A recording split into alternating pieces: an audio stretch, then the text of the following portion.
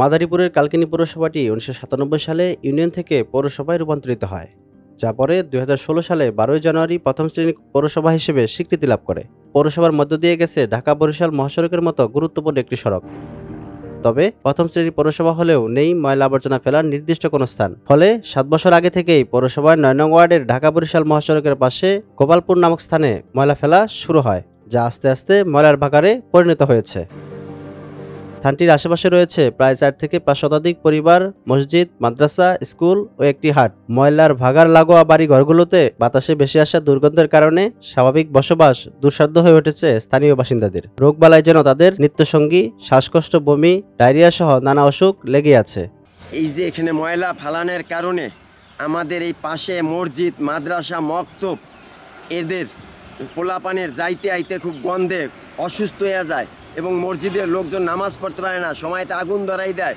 আগুন ধরাই দেওয়ার কারণে গন্ধে এলাকা প্রায় ১ কিলোমিটার লইয়া অন্ধকার হয়ে যায়। অন্ধকার হইয়া গন্ধে মানুষ অসুস্থ হয়ে পড়ে। সড়কে চলাচলকারী যাত্রী ও পথচারীদের চলতে হয় নাক চেপে। দুর্গন্ধের কারণে স্থানীয় ব্যবসায়ীদের বিঘ্নিত হচ্ছে ব্যবসা কার্যক্রম। এছাড়াও ময়লার স্তূপে দেয়া আগুন থেকে সৃষ্ট ধোঁয়ায় হচ্ছে বায়ু দূষণ। সব মিলিয়ে চরম ভোগান্তিতে দিন কাটছে পৌরসভার ৯ নং ওয়ার্ডের স্থানীয় বাসিন্দাদের। এরকম ময়লাগুলো ফালানো হয়, আমরা এখানে বাচ্চা পোলাপান নিয়ে থাকতে পারি না। এখানে আমাদের অনেক অসুবিধা হয়। সরকারের কাছে আকুল আবেদন যে এখানে রোজার মাসটা না হয়, এখানে যেন ময়লা ফালানো হয়। আমরা রোজা থাকি, অসুস্থ হয়ে পড়ি বমি করতে করতে। আমরা এমনি গরিব মানুষ, আমরা খাইতে খাই।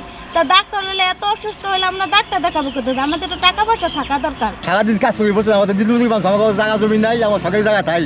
কিন্তু এনে যে মগা হারাইছে বলছেন, গাইতে যায় দিকে ভাত খাইছে ঘুমাবো, এই মগা গন্ধের কারণে আর ঘুমাইতে পারি না। মানে এত গন্ধ, মানে বাচ্চার টাকা কোনো কাটা নাই। তবে জায়গা নির্বাচন করে দ্রুতই মহাসড়ক থেকে ময়লার ভাগাড়টি সরিয়ে নেওয়া হবে বলে জানান কালকিনি পৌরসভার ভারপ্রাপ্ত পৌর প্রশাসক ও উপজেলা নির্বাহী অফিসার উত্তম কুমার দাস।